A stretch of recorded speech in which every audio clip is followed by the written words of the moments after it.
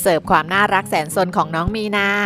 เมื่อชั่วโมงเรียนหัดกินหญ้ากินใบกล้วยเริ่มต้นขึ้นพ่อตาเอาหญ้ามากองไว้ให้ลูกสาวกลับมาอีกทีก็ยังเหลือเท่าเดิมแต่ถ้าเป็นเงาะแล้วก็แค่กระพริบตา3 ทีเงาะหายเหมือนเสกได้ทันทีค่ะเด็กอะไรรู้มากจริงๆพอฝนตกลงมาก็มีเด็กดีใจเดินเล่นคลุกดินคลุกโคลนสนุกเต็มที่แต่มีเด็กช้างขี้สงสัยแล้ว1 อัตราเลยปีนรั้วขึ้นไปส่องหลังคาว่าทำไมมีเสียงแถมมีน้ำไหลลงมาอีกแสบสนไม่มีใครเกินจริงๆเราไปชมความน่ารักกันเลยค่ะ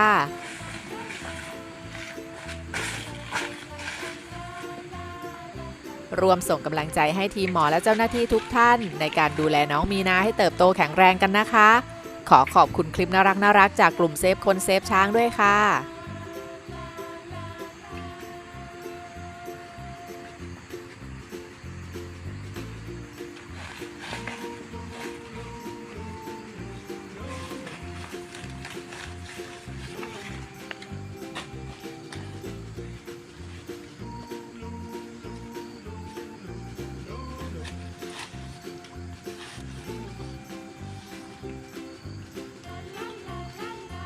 กินเร็ว